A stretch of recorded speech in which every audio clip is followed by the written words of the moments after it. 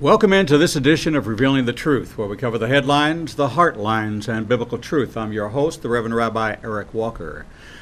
As many of you remember, we have a great partnership with WND Books, and many amazing authors have come our way. I look forward to each one of my WND Book authors' interviews, but this one gives me a particular pleasure and joy because this individual that I am going to introduce you to has been one of the foundational teachers in my life. He doesn't know that, but I do a class, Prophecy in the News, every week and have been inspired by many of his writings. I am talking about New York Times bestselling author Joel Richardson. Joel, welcome to Revealing the Truth. Rabbi Eric, it's a pleasure to be on with you. Thank you so much. Let me introduce the audience to you. I desperately hope that everybody knows you. If they don't, then they will know you after this broadcast. Joel Richardson is a New York Times bestselling author, filmmaker, and teacher. He lives in the United States with his wife and 5 children. With a special love for all the peoples of the Middle East, Joel travels globally teaching on the gospel, living with biblical hope, and the return of Jesus, our Messiah. He's the author, editor, director, or producer of several books and documentaries and has been featured on or written for numerous radio, television, and news outlets across the globe. Some of those works are Covenant and Controversy, The Great Rage, Covenant and Controversy of the City of the Great King, The Global Jesus Revolution, Sheep Among Wolves, one of my favorites, When a Jew Rules the World, What the Bible Really Says About Israel and the Plan of God, End Time Eyewitness, Mideast Beast, and the author of this book that we're going to talk about today, which is the Islamic Antichrist.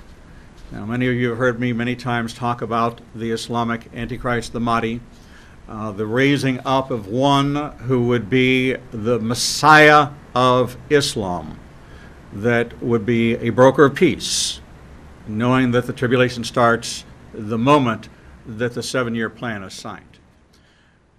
Joel writes, the Bible predicts that in the last days a charismatic leader will establish a global following in the name of peace.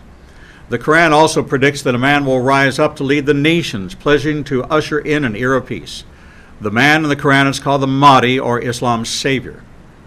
However, the man in the Bible is the Antichrist. Joel Richardson's studying research and analysis suggests that the Mahdi and the Antichrist are actually one and the same. In the Islamic Antichrist, Richardson exposes Western readers to the traditions of Islam and predicts that the end times may not be far away. His book will stun readers unaware of the similarities between the Antichrist and the Islamic Jesus. His research on the relationship between Christian end-time prophecy and Islamic expectations of world dominion will shock readers and shape the debate over radical Islam for years to come. This is the book to read on the world's fastest-growing religion and the future of the world. Welcome, Joel Richardson, to Revealing the Truth. Pleasure to be here. Thank you so much. All right. Joel, this book is a compendium of a tremendous amount of research. How long did you research this book? That's a good question. Let me just say my journey began shortly after 9/11. I was involved in doing email dialogue, reaching out to Muslims, volunteering for a particular ministry that was receiving emails from Muslims that had questions or who wanted to debate. And it was in the aftermath of 9/11 that all of these emails that we were getting from Muslims suddenly started shifting to being emails from Westerners, many who were claimed to be Christians, nominal Christians, legitimate Christians or Catholics, Westerners who were considering converting to Islam. So it was sort of during this period that my worldview regarding Islam began to shift to where I started saying Islam is more than just another false religion in a series of world false religions, but it really is the quintessential seductive false religion. I was seeing those that were raised in the church converting to Islam on a regular basis. This went on for a few years. So it was during this time that I was also heavily really just plunged myself into trying to understand and study Islamic eschatology. And so I've probably read every book that exists that's been translated into English. I mean, there's probably a few that I've missed. And back then in the early 2000s, there were probably about 20, 25 books that I was able to find Majority of them written by Muslims, Muslim scholars, classic Muslim scholars, as well as modern Muslim authors, and a handful of scholarly works written by Western scholars. Today, I have well over 50 books, so the interest in the subject has exploded over the past 10, 15 years. And as I said, if it's out there in English, I don't read Arabic or Farsi, but if it's in English, I've at least worked through the book somewhat. And so Islamic Antichrist really is the fruit of that research.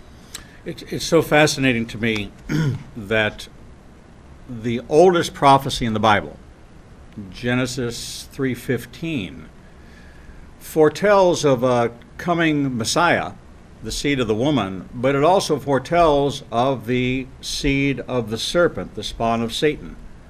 Now, we have glorified the name of Jesus for 2,000 years, but we have completely forgotten that half of the prophecy has yet to be fulfilled. Yeah, from the very beginning, this is often referred to, theologians refer to this as the proto-evangelium. It's the first gospel. It's the first reference to the Messiah. You know, the Lord's just hinting at it, but from the beginning he says, this seed of the woman, the Messiah, he's going to be in conflict with the seed of the serpent. And in the end, of course, the Messiah crushes the head of the serpent. And when we follow that theme, that motif of the crushing one, throughout the prophets, it's a theme that's well developed. I mean, Yes. when we're still in, for instance, Numbers 24, still in the Torah, we have the prophecy of Balaam. It's Balaam and Balak, the king of the Moabites. And there, this crushing one is revealed to be a king of Israel. But more than that, it says that what does the king of Israel do? It says he will crush the foreheads of Moab, of the sons of Sheth, the sons of violence, and Edom. So while we're still in the Torah, the Lord actually starts naming names. Who is the seed of the serpent that the Messiah will crush? Well, it's those they are later revealed in the prophecy of Ezekiel to be those that harbor the everlasting hatred against God's people, against the Lord, against his everlasting covenant. So it's the everlasting covenant versus the everlasting hatred. And this is not to say that God only, hates Moabites, that he hates those from the seed of Edom, from the seed of Esau, of Ishmael, this sort of thing. It's those from among the seed of Ishmael and Edom who allow their hearts to be greenhouses, if you will, for that everlasting hatred against the Lord, his people, his covenant, and his promises. You know, as you explain that, people who embrace the Jewish Messiah, Jesus, Yeshua, also must embrace the Old Testament prophecies in regards to Esau and his descendants, the Edomites, in regards to Ishmael and the wars that will go on through his descendants against his own brothers, but against the entire world, and the fallen, incestuous nation of Lot, redeemed by Ruth the Moabitess. So all of Moab doesn't get destroyed, but a good portion does, leaving that southern part of Jordan reunited back to Israel in the form of Petra or Basra. When we examine these, we have to connect everything together in a seamless picture. And it cannot be where people embrace this pick and choose, which is also why they don't understand Islam, because they pick and choose what they see. They walk by sight and not by faith. My next door neighbor, nice person. But you make it very clear that the doctrine of Islam, the foundational text in which we as Americans, our foundational text is the Bible and the Constitution. We become citizens. We swear allegiance to this nation, to defend this nation from enemies both without and from within.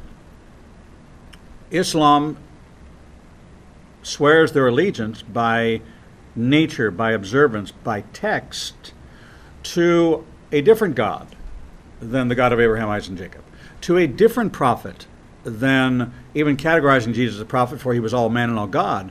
It's a completely different path of loyalty. It's a path of devotion. It's a path of sacrifice. That when we talk about giving our life to the Lord through the shed blood of Jesus, they're talking about giving their life to the Lord, Allah, through their observance of Islam and the teachings of Muhammad. Where have people been made the disconnect, Joel, that they just cannot see? Well, you know, it's interesting. Throughout the ancient times, throughout the Old Testament scriptures, it was most often, it was the Lord, Yahweh, Jehovah, the God of the Old Testament, the God of Abraham, Isaac, and Jacob. And he was in conflict with the pagan gods of the East. He was in conflict with sin. He was in conflict with Baal. He was in conflict with Marduk. The Babylonian gods, the Assyrian gods, the pagan gods of the desert. We could name any number of them. Now, it was most often pretty clear that these were two very distinct gods. And this is the way that Satan has resisted God's purposes throughout history, is he has tried to receive worship through other false gods, the gods of the nations, the gods of the Gentiles. Well, in these last days, Satan has tried a different tact, and through Islam, no longer is he so much trying to resist the God of the Bible, now he's trying to pretend to be the God of the Bible. He is presenting himself as if he is the one true God of heaven and earth, the God of Abraham, Isaac, and Jacob. Now, it's very clear for anyone who studies the scriptures of, the Tanakh, the Old Testament, the New Testament, versus the revelations that were given to Muhammad, who is the founder, the prophet, if you will, of Islam, that the beings behind these two different books are very different gods. Mm-hmm. The God of the Quran makes it very clear that all of the essential self-revelations of who God is, essentially, the God of the Bible is the self-revealing one. He's the one that's continually condescending. He's lowering himself. He's revealing himself. He appears throughout the Old Testament. He appears as the angel of the Lord. He wrestles with Jacob. Hagar says, I have seen the one who sees me, etc., etc., etc. The God of the Quran says, far be it from Allah that he would have a son, that he would ever enter into a physicality, that he would take on flesh. Anyone who says these things lowers God, they diminish God, it's blasphemy, this sort of thing. So the antithesis of the God of the Old Testament, the self-revealing one, is the God of the Quran. And so we need to understand that there are many aspects of the God of the Quran that are similar. The God of the Quran claims to be the God of creation, etc., etc. The differences are revealed, are clearly revealed. The cracks in the veneer of Satan's disguise is revealed when we simply understand that the God of the Bible, he's a loving Father, and he actually sent forth his very essence into the earth to take on flesh, to make atonement for our sins so that we could be adopted as his sons. And the God of the Quran says, no, you don't call yourselves my sons, you call yourselves my slaves. And then, of course, like the absentee father, he never shows up. He's purely distant. He demands, he demands, he demands, and he gives nothing in return. And so we need to understand that there is a fundamental difference between the gods of these two religions. Well, no question. In the Quran, it clearly says that he begets not. Exactly. He neither begets nor is he begotten. Right. And there are, throughout the Quran, there are things which specifically refute Christianity, directly address this point-counterpoint almost, to refute, even to the point where even the media, when they report that the man shouted out, Allahu Akbar, God is great, they even misinterpret that because that's not what he's saying. He's saying Allah is greater. Muhammad is the only prophet of God. Denying that is a direct attack, because Jesus was considered to be the prophet, all man and all God, but as a prophet, a Navaim, a messenger of God, but God incarnate. So when we look at this, we look at the 5 tenets of belief that you meticulously, in your book, you take us on that journey from being able to lay the building blocks of foundation so that when you embrace additional teachings, you have to have a foundation. You have to have knowledge from extensive research in order to discern what is being said and know where the counterpoint is scripturally. Even with the Akedah, the binding of Isaac, they have hijacked it to become the binding of Ishmael and celebrate it as a global celebration. Walk us through the order of the 5 tenets of the belief, if you would. Some of the 5 tenets, the pillars of Islam? Yes. Well, I mean, it's funny because there's 5 pillars, but there's actually more than 5 pillars in practicality.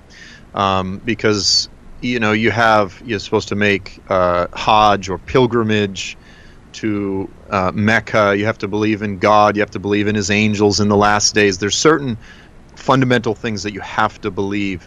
But one of the foundational pillars of Islam is not jihad. But in truth, most Muslim scholars would say, but jihad is a foundational, fundamental, basic tenet of Islam. So you have a lot of these basics. But as you said, Islam, or the Quran, the revelation, so to speak, of the Quran, it's the only religion in the earth that is a direct polemic. It directly attacks the most foundational self-revelations of who God is in the scriptures. It actually attacks them, and it actually names the Jews and the Christians consistently throughout the Quran. And it says, the Christians say this about God. They say that God has a son. Now, of course, we don't believe that in a literal sense. God didn't have sex with a woman in the way that a natural father does, but it uses this expression to reveal this absolute miracle that happened. As I said, God sent his essence, he sent his very heart into the world. Okay, we call that God's son, but the Quran names these things. It says, the Christians call the Messiah the Son of Allah, and then it says, in this they but imitate what the unbelievers of old used to say. Verily a grievous penalty will befall them both in this age and in the hereafter. The earth trembles at such blasphemy. It actually refers to the most essential, important doctrines that we believe, and it calls them the worst forms of blasphemy. And so, in modern times, people can say, oh, well, if you don't, as an American, if you don't stand up for the religious rights and respect other religions, well, listen, I respect the fact that all Muslims have been created in the image of God. They are our brothers and sisters in humanity, and we're called to love them even as God loved his enemies and actually died for us while we were still his enemies, etc. But I don't have to respect Islam as a claimed religion because it attacks the most essential things that I believe, and that I believe that God shed his blood, that he actually took on flesh and shed his blood in order to communicate to mankind. So I don't have to respect that at all. Again, we're called to be loving and kind and all of these sort of things, but we have to be realistic. And so we really live in an age where the confrontational nature of Islam and then this multicultural spirit of the age it's really the perfect storm, and it's catching a lot of Christians off guard. We don't know how to be loving and truthful at the same time. We either throw away truth or we throw away love, and we need to be people of both. So true. So true. As we look at the writings of Daniel about the man of lawlessness, the one who sets himself up and defiles the temple, the one that brokers this peace agreement, as a Jew, logically, it makes sense to me that somebody from the Islamic world would have the power and the authority to broker a peace agreement in the Middle East. It would not be a Jew. It would not be a Catholic. It would not be Rome, because there's great enmity between, there's friendship and enmity, if you will, based on the histories of Judaism and the Catholic Church and the Jesus of history versus the Jesus of the Bible is probably the best way I can put it. But it's logical to me that one would raise himself up as being a broker of peace masquerading as an angel to bring the world powers together. It's not going to be the Soviet Union. It has to be Islam, because they hold the power in their hand. They hold the oil in their hand. They hold the growth factor and this mobilization into society, this penetration strategy, colonization strategy, which we don't perceive here in America because it hasn't happened yet. But why can we look at France and Germany and look at Somalia and look at what's going on throughout sub-Saharan Africa and the Middle East and Europe and realize that just because it hasn't happened here, it's a hasn't happened here yet scenario, but it's certainly coming this way. Why do they not perceive that, Joel? You know, there's just been a lot of, I think, wrong teaching or a wrong emphasis within the prophecy community. And what we need to realize is that the story that unfolds in the last days and the story that's unfolding in front of us right now on the world stage, it is indeed biblical, which is to say the story begins all the way back in Genesis, even as we've already discussed.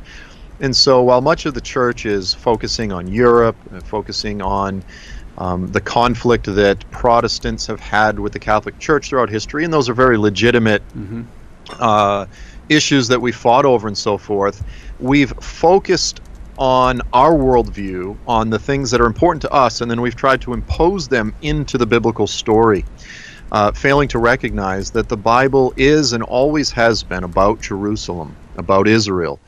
This is the location where the battles play out. Ultimately, the battle that is unfolding right in front of us, it is the battle for the seed of the woman, all the way back in Genesis 3:15, as he will take his place on Mount Zion, that he will restore the throne of David as the son of David and rule the nations with an iron rod. That's what it's about. And Satan is enraged. He doesn't want Jesus to take the throne of David. He himself wants the throne of David.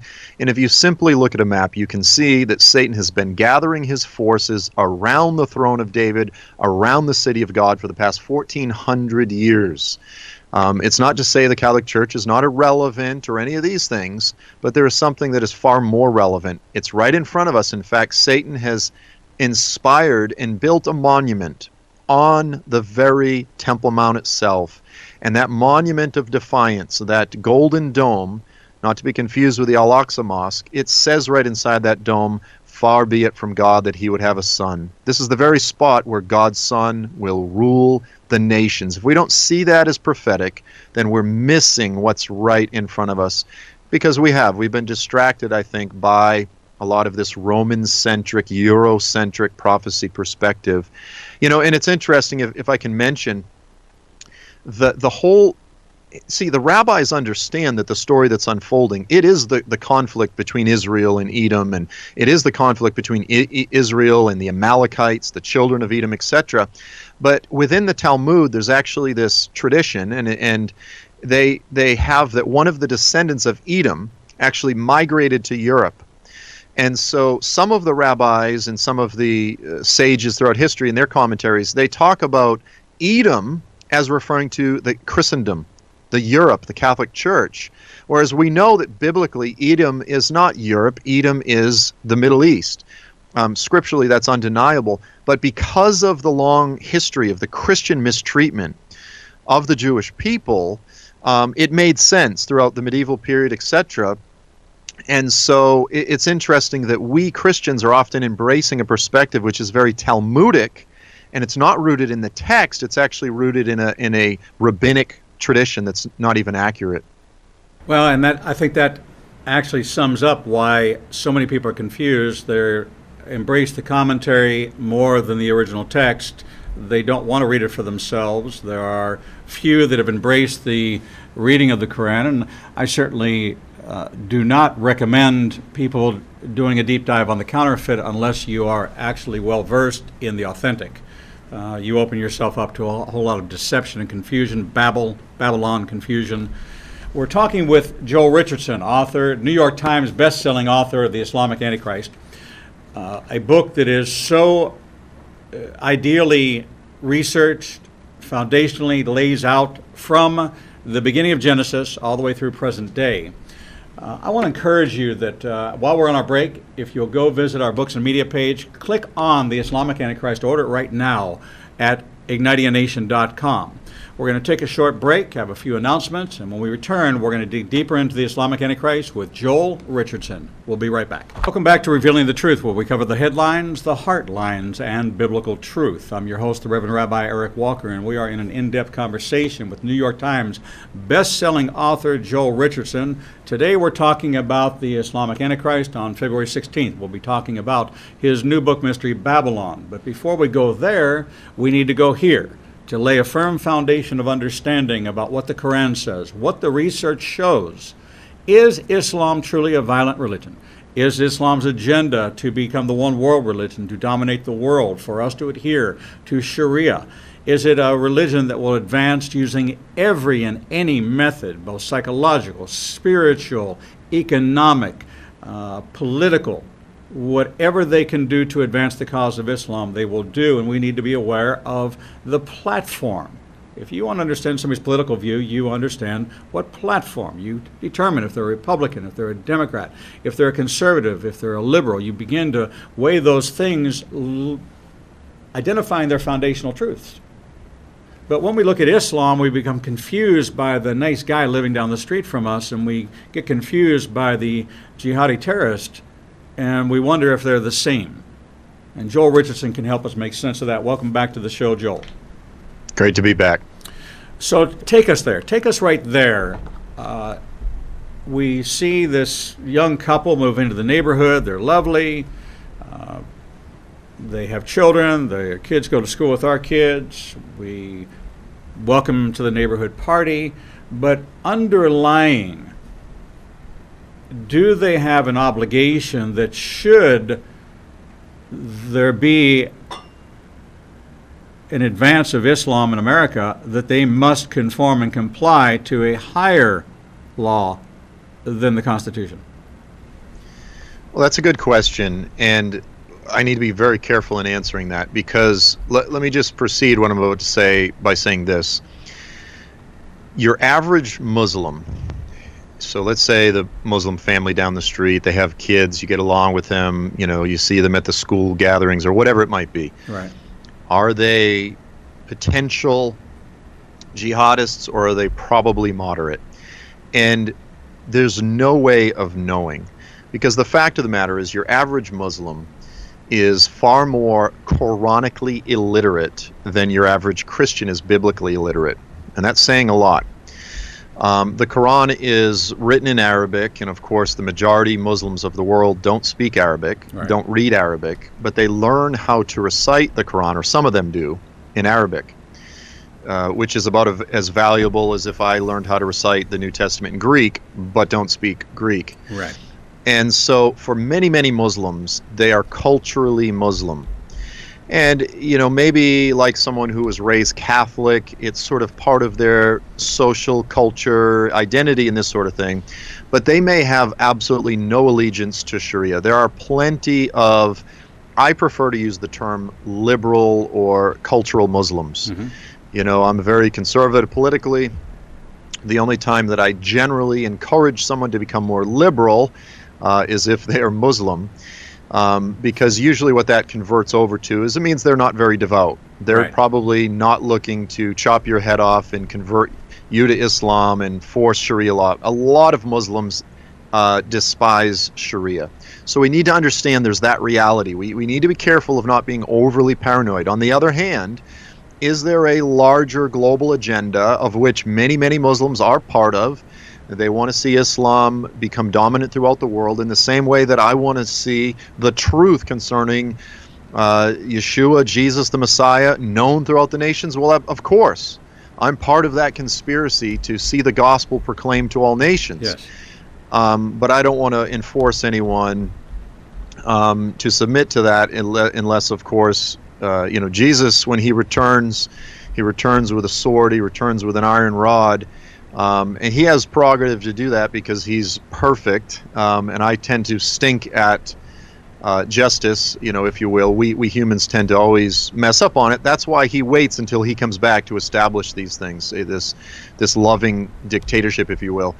But Muslims don't wait for anyone to return. They are trying to establish the dominance of Sharia now, if they are in touch with what I will call primitive Islam, which is to say real Islam, Muhammad's Islam, foundational Islam, historical early Islam. If they understand the pattern that Muhammad left behind, if they understand the Quran, if they truly read it, understand it, if they understand the extra Quranic traditions, the Hadith, then yes, their goal is to cause Islam to be supreme. In fact, there's a Hadith in which Muhammad is to have said, "It has been given unto me to fight against the people until there are none left who say anything other than no one has the right to be worshipped other than Allah, the Allah of the Quran, of Muhammad, if you will." So yes, that is definitely legitimate. On the other hand, we need to be careful of assuming that every Muslim out there is just waiting for the secret sign to cut our heads off, because that would definitely not be true as well. We need to understand that Muslims tend to be some of the easiest people to talk to when it comes to the gospel, things about God. They're very God-conscious people, very open, oftentimes with that sort of Middle Eastern hospitality, even if they're not necessarily from the Middle East. And so as Christians, or as Messianic believers, we need to be careful of not being overly fearful and paranoid to the point where we miss opportunities to share the gospel, but yet we need to be, so I'll just say, as wise as serpents, but gentle as doves. Amen. I frequent a particular gas station where I've become very good friends with the Pakistani Muslim owner. He will, when he sees me coming and pulling in a pump, he will have his coworker replace him so he can come out and talk to me. We have had tremendously open discussions because I believe that just like my people perish for a lack of knowledge, that the great commission was to go out to all, not the great omission, go to everybody but the Muslims and the Jews. So the calling on my life is to the Jew first and then to the Greek, but also because of the Muslim, because we share a similar heritage, locale, and identification with the Middle East, and some of the struggles of how do you do what you do. I grew up in a conservative home, then I went in Atlanta the Orthodox route because I wasn't happy in the conservative. But that's where I was so challenged, because I would challenge the rabbis about what God had to say, not what the commentary had to say, what the Hillel and Maimonides and so on. So it became challenging. I was surrounded by, even in the Orthodox synagogue, a lot of secular Jews. They were observant of tradition, but not observant of, it was not a matter of heart. There was no circumcision of the heart. Right. And that's what drove me to accept the Messiah. Jesus talked about one of the end time signs being, the first one being first must come the great falling away. There has to be apostasy, and you see the great apostasy. It's one of your chapters in your book, chapter 17, the great apostasy, terror and Islam conversions rates. Now, tying this back to Matthew, to the statements that Jesus made about the coming end times, the end of days, if you will, in the Jewish thought, but we know there will be no end of days at all. How do you tie that together with apostasy, and really what's that all about? Well, that's a good question. I mean, the great apostasy will, in all likelihood, come in many different ways. I think we see it in many ways already today. Many believers are becoming friends with the world. They think spirituality is to reflect the political spirit of the age, and they're denying a lot of the essential teachings of the Bible in exchange, as I said, for the spirit of the age, whatever's trendy and hip and fashionable. You know, if it's social justice, then that is the new gospel, et cetera, et cetera. So we see that sort of general liberalization, the decay of orthodoxy within the believing community. We already see that. But on the other hand, I think the great falling away will be more than that. And so I think oftentimes for the larger church tends to miss the fact that for instance, let me just give you an example. In the African American church, Islam, in many, many ways, has been really welcomed in to many churches, and the reason for that is because many of the inner city, whether we're dealing with the Nation of Islam, Farrakhan and his crew, and a lot of the groups that are similar to that, or more Orthodox Islam, most often Sunni, working in many of the more urban core areas, they're doing a lot of, again, to use that term, social justice. They're doing a lot of community building. They're helping many in the African American community. And so many pastors, they see it as a black thing. It's an African American thing. It's about what's good for the community. And oftentimes they'll even welcome in some of these ministers. Even Obama's pastor, Reverend Wright, close friends with Farrakhan. Right. Who's just a vehement anti-Semite. Anybody who's honest will admit the guy he's a vile character. But oftentimes they don't want to acknowledge that because of some of the good things that he does do to give dignity to those that have been stripped of it because of many of the legitimate injustices. And so here's the point: you have massive numbers of African Americans who are raised with a Christian heritage, who have converted to Islam. It's very, very popular in that community. And they, in my opinion, talk about getting ripped off. I mean, the very spirit of Ishmael. It's that spirit of abandonment, as Ishmael was kicked out of the camp, and the African American community being devastated by fatherlessness and that sort of abandonment, orphan spirit that can rest, and they just go together. And so we've seen that in that community. Many, many famous African Americans have converted to Islam, but we're beginning to see it also in the larger, the larger Christian world, where there's just an embrace, again, the spirit of the age, multiculturalism. It's very trendy and popular to say, hey, look how magnanimous I am, look how welcoming I am, to stand against Trump's Muslim ban and all of this sort of false narrative, and present themselves as welcoming, and they end up embracing and welcoming the fox into the chicken coop rather than being faithful shepherds of the sheep. And so I believe we're seeing it all over the world, and I believe we'll continue to see that trend toward the growth of Islam, which is not just birth rates, but in many cases it's again the perfect storm of the decay of orthodoxy within the church with this demonic revival. The fact that the Pope himself talks about in an interesting turn of words, the three Abrahamic religions, is his quote. Mm-hmm. And in there, Jewish, I get it. In there, Muslim, I get it. But in their Christianity, where there is no bloodline connection, but a grafting and adoption and election through faith, which does not make it an Abrahamic people. It literally defies Ephesians 2, which says, from the two he shall make one. There are only two people in the Bible, Jews and Gentiles. They're subdivided by humanity, but there's only two people in the entirety of the Bible, and there's only three continents in the entirety of the Bible: Asia, Africa, and Europe.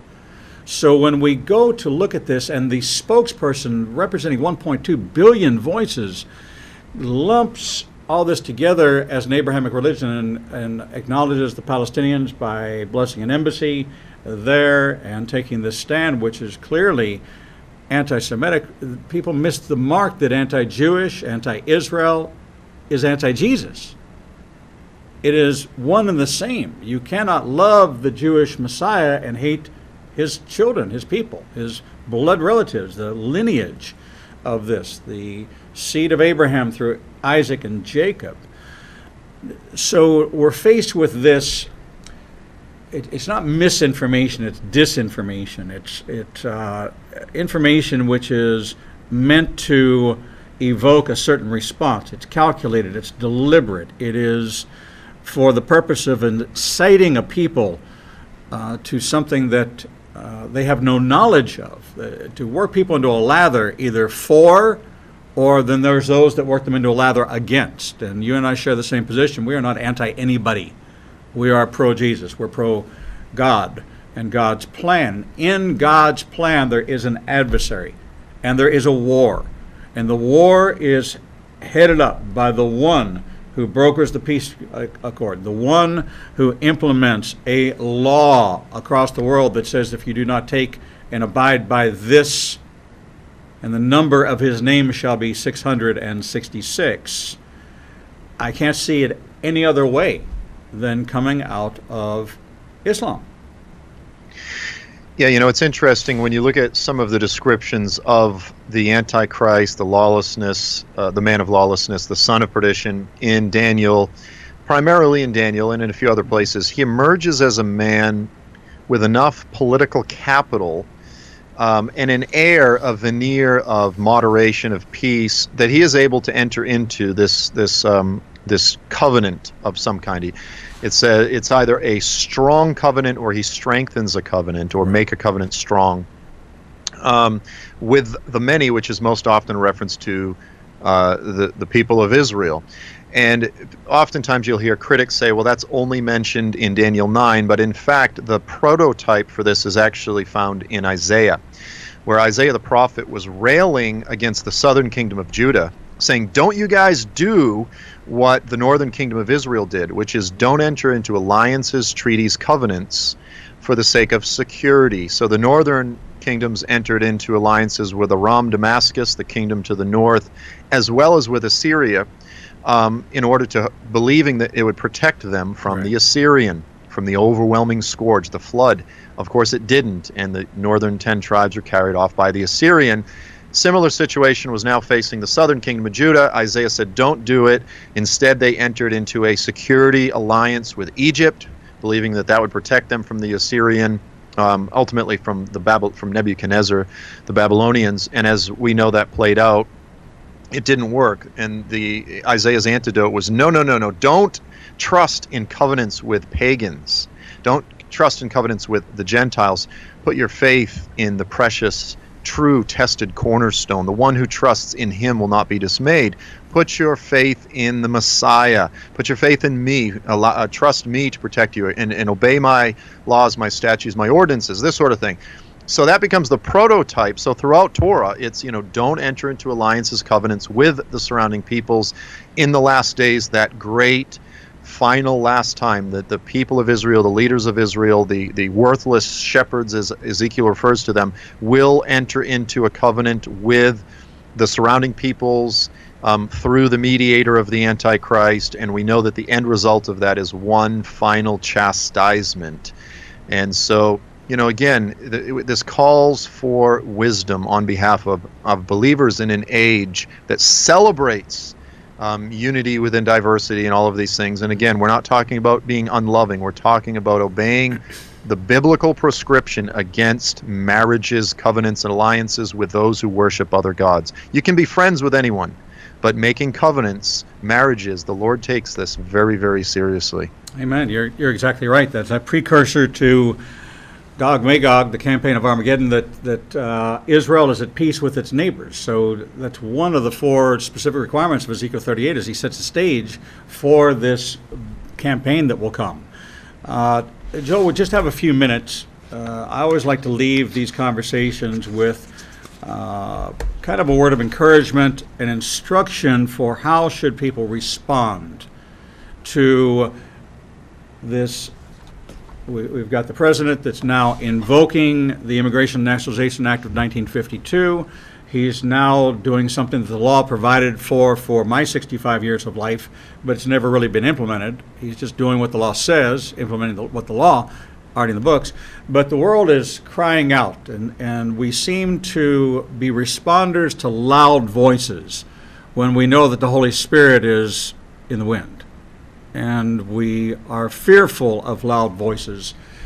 How shall we respond to this loud voice of the hooves, the coming hooves of the horse riding, of Muhammad riding on his favorite horse, Barak, as we saw in the last 8 years? How shall we respond to this coming wave of Islam?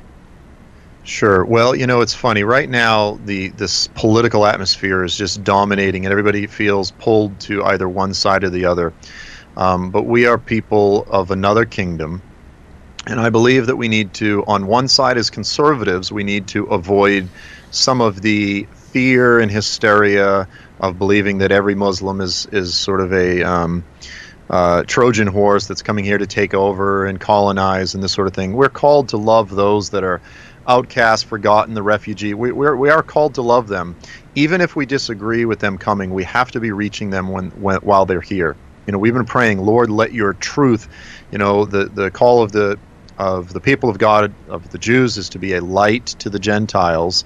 And then as the church, as Gentile believers in the Christian church, we're called to carry that on, to extend the invitation to every creature on the earth.